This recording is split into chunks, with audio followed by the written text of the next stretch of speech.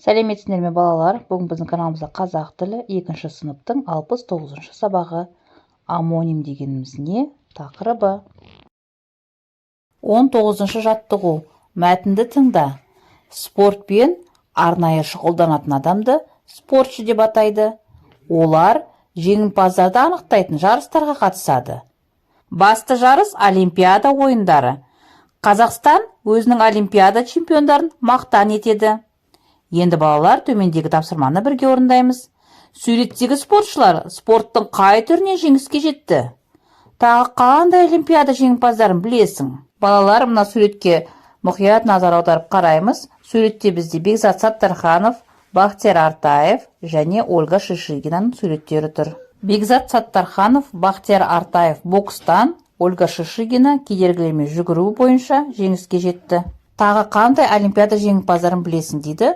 Біз Елдос Сметовты, Серік Сапиев, Данияр Елеусінов, Жақсылық Үшкемпіров және тағы да басқа спортшыларды білеміз. Келесі 20 жаттығу. Жатқа жазып, қарамен жазылған сөздердің мағынасын түсіндір. Түріп жең, күресте жең, талып қар, күре қар. Ал балалар, осы өлеңді бірнеше рет қайталап жатқа жазамыз. Және де бұл жерде түріп жең, күресте жең деп тұр. Жең деген сөз 2 рет қайталанып тұр. Демек, түріп жең дегенде жең сөзі киімнің жеңін айтып тұр. Ал күресте жең деп біз жең деген сөз жеңіске жету мағынасын беріп тұр.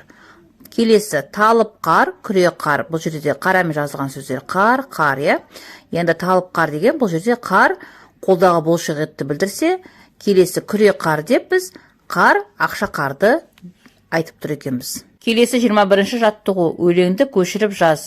Шақырады шымбұлақ, әппақ-әппақ шың құзы. Қуанбайтын кім бірақ, жарқырасы жұлдызы. Өлеңнің авторы Темірше Сарыбайұлы.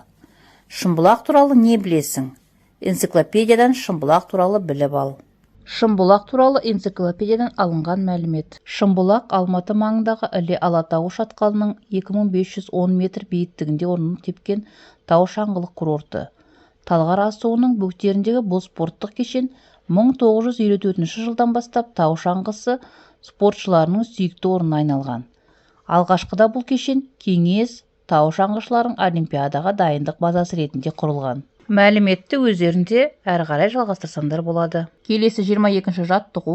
Суреттегі зат атауларын 2 мағынада қолданып сөйлем құрап жаз. Бізде балалар төменде қойдың, араның және мақтаның суреті бейнеленген. Ал енді осы атауларды 2 мағынада қолданып сөйлемдер құрастырып жазып шығайық. Қой жүнінен жылы киім тоқиды. Сөмкеңді үстелдің үстіне қой. Бірінші сөйлемде қой сөзі бұл жануарды білдірсе, екінші сөйлемде қой сөзі бұл жерде іс-әрекетті білдіріп тұр. Ара гүлдерден бал жинайды. Ағам отын аралап жатыр. Бұл жерде бірінші сөйлемде ара бұл жерде жәндікті білдірсе, екінші ағам отын аралап жатыр сөзінде сөйлемінде бұл жерде іс-әрекетті білдіріп жатыр. Үшінші мақта жинау науқаны күзде басталады.